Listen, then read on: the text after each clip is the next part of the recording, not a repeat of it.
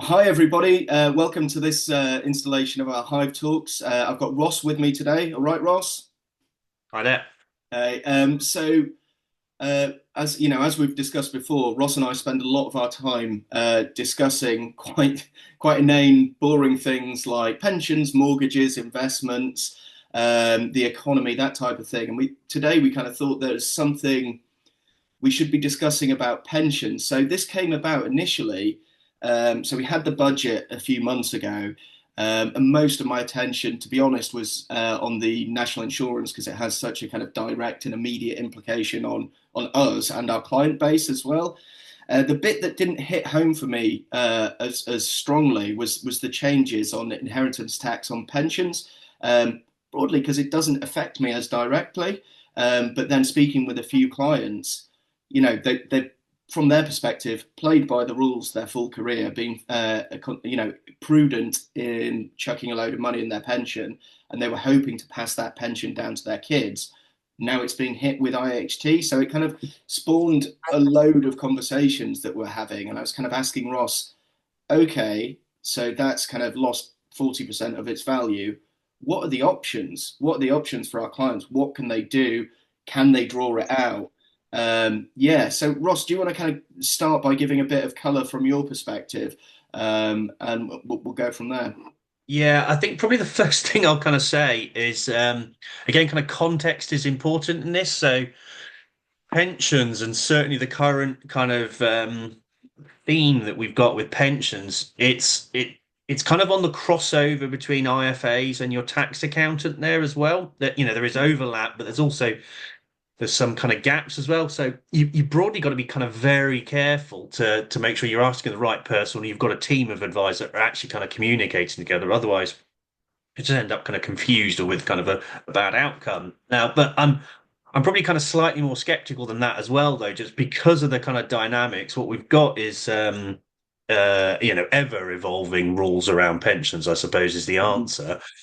So, we would always absolutely recommend an IFA for pension advice to make sure you're not kind of making assumptions that are incorrect assumptions. Mhm. Take good advice, really. To not take good advice is a bit of a false economy. But, again, I'm probably also a bit more kind of skeptical with these kind of things because there's that kind of crossover. And because actually also pensions are very highly regulated, the rules that the governments are starting to talk about now about inheritance tax on pensions, it's kind of attacking that potential gap between your tax advisor and the pension advisor as well. So, Yeah. there's no one there really defending the line. There's an awkward dynamic, which, I think a lot of people are looking at saying that is quite kind of naughty because people have made plans for sort of years, decades even, to put money into a pension, and it's in an environment where it's already highly regulated, and they somewhat kind of moved the goalposts. And it really is kind of massive. Yeah, well, it's interesting. So I've always said, publicly, people tend to say, "Oh, I want to pay as much tax as possible. I love our government," all of this type of thing. Then you kind of get them behind closed doors, and they're saying, "What can we do? What expenses can I claim? How do we mitigate this tax bill?" I'm noticing a way more public swing against how draconian the system's essentially become. So I'll try not to get too sideswiped with my own personal opinions, but it is not a time where you can afford not to get good advice and not to be interested with what your wealth position is, your tax strategy is, and all these type of things, because essentially at every corner you're broadly being robbed, in my opinion. Ross, you kind of alluded to it there that it doesn't, this specific area of advice doesn't sit obviously with an IFA or obviously with an accountant or tax advisor. Does it, is it, who's covering this gap? So like with us, how are we covering that gap for our client base? Yeah, well, I think I will kind of say it's not actually kind of straightforward because you necessarily need kind of both parties in there to Yeah. get kind of a clear playing field. Now the other really important ingredient is that, and I might kind of take a step backwards if it's okay, just to kind of describe what pensions are. Yeah. Pensions are a wrapper to a certain extent. So, they're not the kind of core investment themselves. A pension will invest in stocks and shares, possibly some bonds, which are sort of corporate loans. They might have a kind of an element of cash. They can also hold kind of commercial property. Mhm. So pensions themselves aren't an investment. They are a wrapper around which you might choose what your cash is deployed towards. Mhm. But they're also, kind of very highly regulated, for obvious reasons, because from a legal standpoint, a pension is just a type of trust. Yeah. So when you contribute money towards your pension, you send your money off to, a generic insurance or pension company. I won't name drop any, but they are there to steward your cash. Mhm. So they're, for that reason, it is highly regulated because they're looking after your cash. It's not Mhm. theirs, it is literally yours.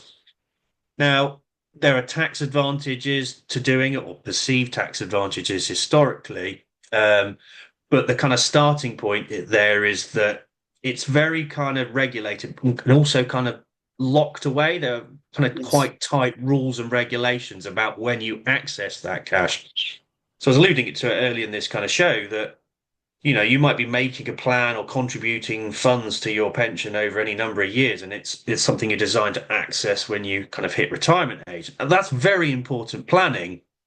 Mhm. So for kind of retroactive rules to come in place, it's really not kind of fair game, in my humble opinion. Now, different people have different opinions on that, you know, we've all got to pay our fair share of tax, or the people who have the greatest wealth will, should Yeah, I mean, the way share a I bigger look at bit of it, the Ross, burden. is it's, there are good things that the government does do, but if we looked at a dental practice that had a 500 grand cost base and they're only seeing 10 dental patients a year, we know that something's missing. So there are good things that are being done, but broadly, government, we know it's a black hole of cash, and you can't not pay your tax or you'll end up in jail. So it's an awkward dynamic, and with Yeah, the goalpost being moved continuously, taking that front foot approach is, well, it's kind of fundamental to our philosophy on how you should do business. Much like you need to manage your cost base in your business, you need to manage your tax strategy as well.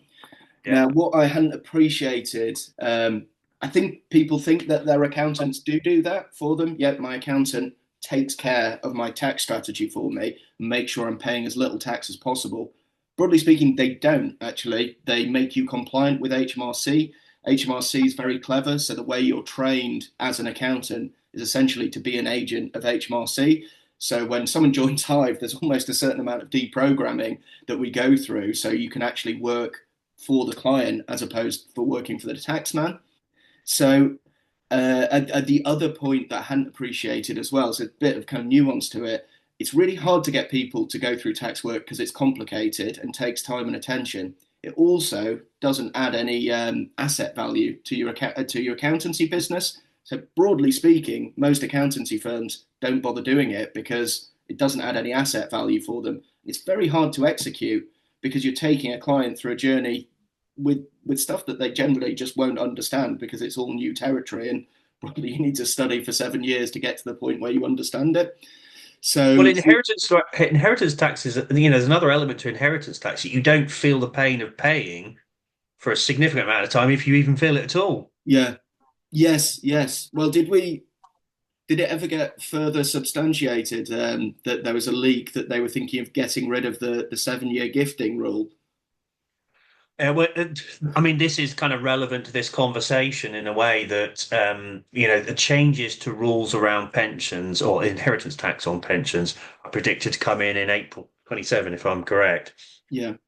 So, like, I think there's a significant danger in taking kind of any course of action which breaks, your existing pension pot with rules that might change again in the next 2 years. There's a lot we don't know, and I'm definitely an advocate of being proactive, but I think we've also got to be careful that the tax rules do seem to change a bit of a whim. And I think you're right in saying the sentiment is that this is it's been pretty poorly received, and it's not kind of making anyone look particularly good in government. So I Hmm. don't know whether it will change or it won't change. I think all I can say is that there is probably very little that you can do in the next 2 years to alter your situation, unless you're considering something dramatic like moving overseas.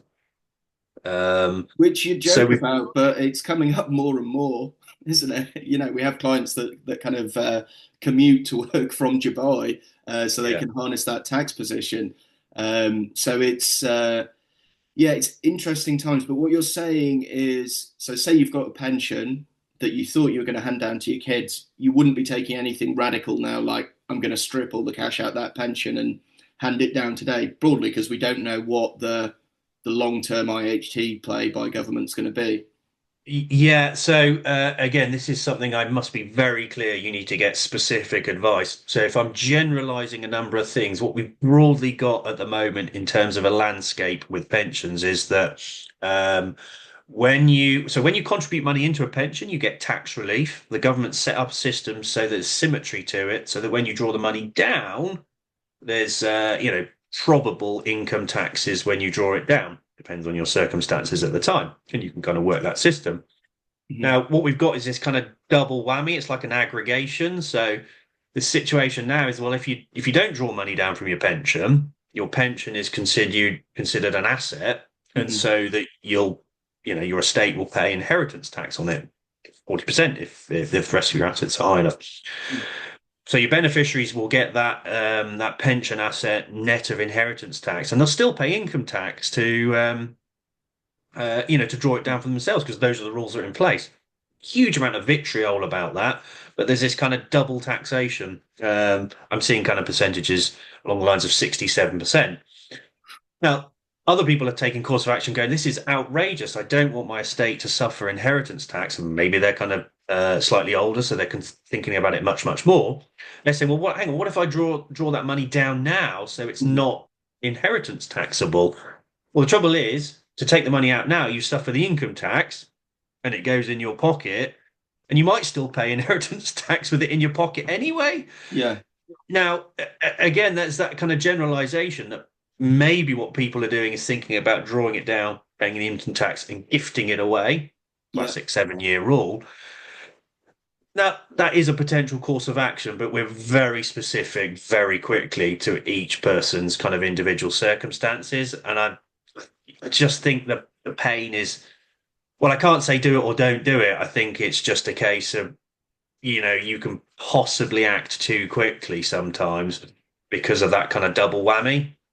Yeah. I mean, would you say don't ignore it though? Still, to be thinking about like there isn't a clear course of action, but I mean, Yeah, the the ostrich general thing, strategy tends to not work well for most things. yeah, it is that. Like I say, the general sentiment that I'm hearing, and this is anecdotal, is that IFAs are saying, it's not good news. Mhm. Absolutely clear about that. But leave it in situ in your pension because one of the advantages are that you're definitely not triggering that income tax. If Mhm. you take the money out, you're definitely triggering it and potentially exposing yourself to inheritance tax. Mhm. From a macro view, there might be better ways of planning for your inheritance taxes. So we leave it in our pension. It is in your estate for inheritance tax purposes, but kind of undertake your inheritance tax planning on the stuff that isn't in a pension just because it's so highly kind of regulated and much more rigid and So breakable. where, in terms of kind of getting those wins, those tax wins, where are you looking at the moment? How would you be for business owners and kind of associate dentists? Pensions kind Well, of are where they are. We don't. There, we need to just. It's kind of what wait and see type thing. Where are the wins coming from in the immediate future? I I think there's kind of a combination here, like it's a bit of a contradictory kind of statement, but simultaneously I would be wholly looking at your tax situation with Yeah. your tax accountant to make sure you're abreast of everything and you're making sure you're absolutely on top of it. Simultaneously, there's no one quick win I can kind of give you as well. There are general themes, like I said, it's difficult to kind of look at tax planning for the pension because it's so rigid. Hmm. but you'd be looking at kind of everything else around that. Now, whether that's gifting other assets away or whether it's putting in structures so that your family are beneficiaries rather than yourself, or whether it's you're incorporating your business so you're saving taxes on that side of thing, you're kind of looking at everything else to see where the victories are. But of course, everything else is it's a massive landscape. That's all. Hmm. Cool. So is it something that if you don't feel you've got a handle of it, speak to us basically, and we can help you assess where you are and then figure out the pathway to harness some wins? Yeah, I'd say it would be difficult to think of a scenario where a review of the situation wouldn't be beneficial. Yes. Yeah. I completely agree, actually. And well, it's the classic thing that most clients who join us find a immediate tax saving. It's like it's just not being done. Your firm won't be doing it. We sometimes describe it like the the plan care lists where it's all inclusive dentistry, but actually what it ends up being is managed neglect essentially, where they don't do any dentistry. It's kind of how accountancy works. It's make you compliant with as little labour deployed as possible. We kind of take the completely different approach in it, on it. And kind of overinvest in the client, but ultimately it gets a better result for the client. We think that's good for us as well, essentially. Yeah, I mean, I think well, it kind of comes back to this the pain of paying, really. We feel income tax, we feel corporation tax because you pay it every year. So a lot of people kind of have that as quite a highly visible situation. But what we're talking about here is also taxes that might kind of occur in the future, maybe not even to you, maybe to your family. So you don't feel that kind of immediate pain. So you're not trying to dodge the punch, so to speak. Now, people Mm-hmm. are aware of it, and it's really going to get more attention. I think today, this video is only just serving to enhance that attention a little bit more and saying, there is pain there.